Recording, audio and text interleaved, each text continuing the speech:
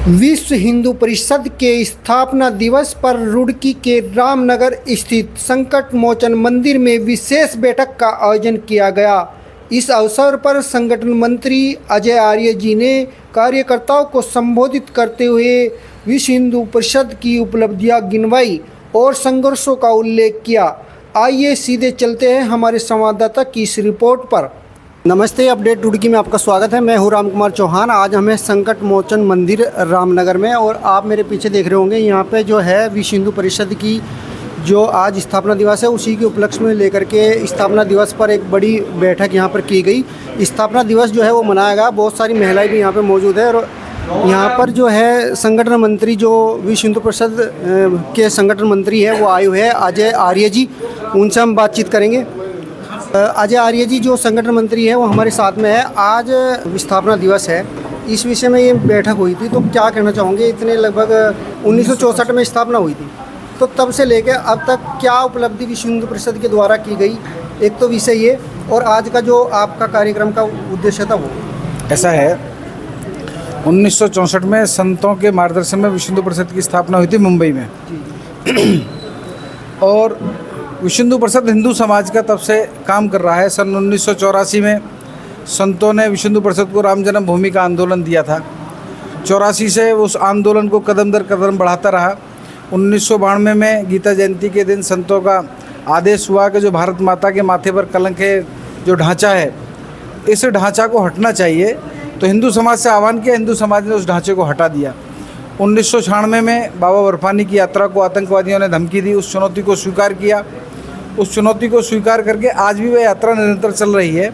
आतंकवादी कोई भी नहीं आया। विश्व हिंदू परिषद ने आह्वान किया कि देश भर से 50,000 लोग जाएंगे, लेकिन उस आह्वान में 2 लाख लोग गए और वो यात्रा निरंतर चल रही है। 2007 में फिर आतंकवादियों ने धमकी दी बर्फानी यात्रा के लिए। उस बर्फानी यात्रा को, उस चुनौती को फिर स्वीकार किया और वह यात्रा आज भी निरंतर चल रही है। श्राइन बोर्ड का गठन हुआ। बच्चों ने गिरफ्तारियां दी, महिलाओं ने गिरफ्तारियां दी, पुरुषों ने गिरफ्तारियां दी, और 63 दिन तक पूरे देश भर में वो आंदोलन चला।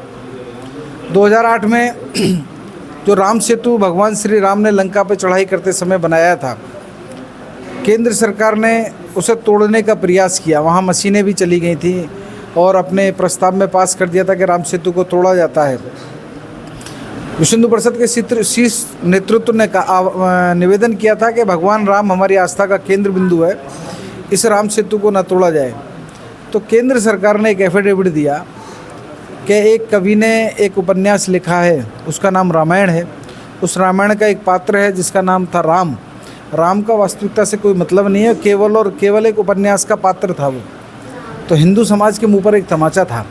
भगवान राम के इतने सारे मंदिर हैं, भगवान राम को इतने सारे लोग मानने वाले लोग हैं, उनके अस्तित्व को ही नकार दिया। फिर हिंदू समाज से आह्वान किया और हिंदू समाज ने भरपूर सहयोग दिया। जापानी पार्क रोहिणी दिल्ली में एक सभा का आयोजन किया गया। उसी दिन केंद्र सरकार को एक एफिडेविट देना पड़ा, हमसे गलती हुई है, उस गलती को हम अपनी को सुधारते हैं, हम क्षमा मांगते हैं। भगवान राम इस देश की आस्था का केंद्र बिंदु है। तो वह राम सेतु आज सुरक्षित है। ये विश्व हिंदू परिषद ने संतों के आशीर्वाद से और हिंदू समाज के सहयोग से उसको भी बचा लिया है।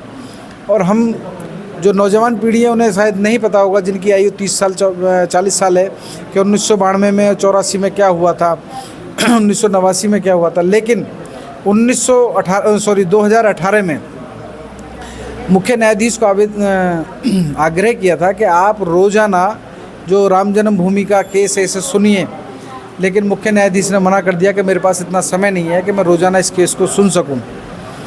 तो विश्व हिंदू परिषद ने पूरे देश भर में शंखनाद के माध्यम से कार्यक्रम किए थे, और उन कार्यक्रमों में मुख्य न्यायाधीश से कहा गया था कि आप जो केस है इस केस को प्रतिदिन सुनिए। इसको प्रतिदिन सुनने का जब आह्वान किया गया और कहा गया, तो जब बड़े बड़े कार्यक्रम हुए और हिंदू समाज में रोष है ये मुख्य न्यायाधीश को ज्ञात हुआ, तो मुख्य न्यायाधीश ने कहा कि मैं इस केस को प्रतिदिन सुनूंगा। उस केस को सुनने के बाद निर्णय हिंदू समाज के पक्ष में आया। जो 500 वर्ष का संघर्ष था, वह 500 वर्ष का संघर्ष 2019 में समाप्त हो गया, और 2024 में भगवान श्री राम जन्मभूमि पर एक भव्य मंदिर का निर्माण हुआ और रामलला आज अपने स्थान पर विराजमान हो गए हैं। ये हिंदू समाज की बहुत बड़ी जीत है। संतों का आशीर्वाद और विश्व हिंदू परिषद का नेतृत्व इस आंदोलन में लगा, ये विश्व हिंदू परिषद की भी बहुत बड़ी जीत है। विश्व हिंदू परिषद ने इस आंदोलन को अंजाम तक पहुंचा दिया, ये विश्व हिंदू परिषद की बहुत बड़ी उपलब्धि रही है। विश्व हिंदू परिषद निरंतर गाय माता की रक्षा कैसे हो इसके लिए संघर्ष करता है। विश्व हिंदू परिषद हमारी बहन बेटी कैसे बचे इसके लिए रोज़ाना बजरंग दल के माध्यम से संघर्ष करता है। हम धर्मांतरण को रोकने के लिए धर्म प्रसार के माध्यम से समाज के बीच में जाकर धर्मांतरण को रोकते हैं। तो विश्व हिंदू परिषद अपने इन 61 वर्षों में बहुत बड़ी उपलब्धि समाज के बीच में पा चुका है और समाज का विश्वास विश्व हिंदू परिषद के ऊपर है। पूरे देश में ही नहीं, पूरे 40 देशों में विश्व हिंदू परिषद का काम है, दुनिया में 40 देशों में, उनमें स्थापना दिवस के कार्यक्रम कर रहा है। और उत्तराखंड में सभी ज़िले में विश्व हिंदू परिषद स्थापना दिवस के कार्यक्रम कर रहा है। सभी ब्लॉकों में, प्रखंडों में अपने कार्यक्रम कर रहे हैं। प्रत्येक पदाधिकारी लगा हुआ है। हम लगभग 1000 से ज़्यादा गाँव में स्थापना दिवस के कार्यक्रम करेंगे और समाज को बताएंगे जो इस देवभूमि में चुनौतियां आने वाली हैं, उन चुनौतियों से अवगत कराएंगे। इसके लिए विश्व हिंदू परिषद स्थापना दिवस के माध्यम से समाज का जागरण कर रहा है। भाई साहब, एक सवाल और मेरे जहन में आ रहा है, क्योंकि आप संगठन मंत्री हो इसलिए मैं पूछ रहा, कोई मतलब ऐसे कार्यकर्ता होता तो ना पूछता। 61 वर्ष हो गए, स्थापना दिवस हुआ, आपने हिंदुओं का जागरण करा और 1990 में जिस प्रकार राम मंदिर आंदोलन चलाया और आज राम मंदिर आंदोलन के चलते हुए राम मंदिर स्थापित भी हुआ और हिंदू समाज का जागरण भी हो। जागरण का फ़ायदा ये हुआ कि आज केंद्र में भी और राज्यों में भी भारतीय जनता पार्टी की सरकार, जो हिंदू मानसिकता की सरकार है, वो है। मगर कहीं ना कहीं जो बजरंग दल के, विश्व हिंदू परिषद के, हिंदू समाज के जो कार्यकर्ता है, जो उस जागरण से बाहर निकल के आए, जब सरकार हिंदुओं की है तो बहुत चीज़ों में उनकी अनदेखी होती है। हिंदू जागरण तो हो रहा, मगर वो सरकार प्रॉपर उस तरह से लोगों की शिकायतें रहती है कि वो हिंदुओं का काम ही नहीं करती सरकार। इस पे कुछ कहोगे आप? देखिए भाई साहब, सरकार तो एक पक्ष दूसरा है, मैं संगठन की बात कर सकता हूँ। विश्व हिंदू परिषद का जन्म संघर्ष में हुआ और बजरंग दल का जन्म भी संघर्ष में हुआ 1984 में। तो बजरंग दल ने जन्म से लेकर आज तक संघर्ष किया है। सरकार की कृपा दृष्टि पर बजरंग दल निर्भर है नहीं। जहाँ कोई अपने पक्ष का रहता है वो अगर मदद करता तो कर देता, नहीं भी मदद करता है तो बजरंग दल संघर्ष करके अपने अंजाम तक पहुँचने का प्रयास करता है और अंजाम तक पहुँचता भी है। तो सरकार का सवाल तो सरकार वालों से करेंगे तो आप ज़्यादा अच्छा होगा।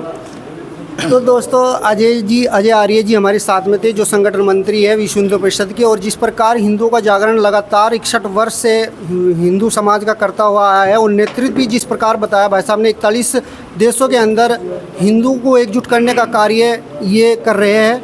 और अगर कोई सरकार से कोई शिकायत भी है तो उस पे भी ये संघर्ष करके, आंदोलन करके उस बात को मनवाने की ताकत विश्व हिंदू परिषद रखता है। आप बने रहिए हमारे साथ में, अगली वीडियो में फिर मिलेंगे। नमस्कार।